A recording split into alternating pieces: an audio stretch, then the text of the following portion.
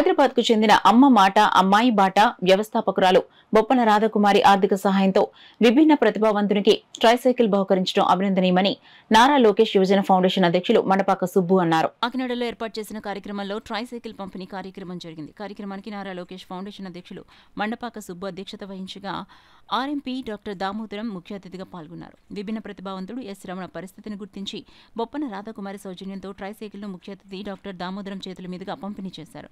ఈ సందర్భంగా మండపాక సుబ్బు మీడియాతో మాట్లాడారు. ఈ కార్యక్రమంలో కరి వీరబాబు, మండపాక నాగబాబు, అడప జగదీష్, అడప గోపి తదితరులు పాల్గొన్నారు.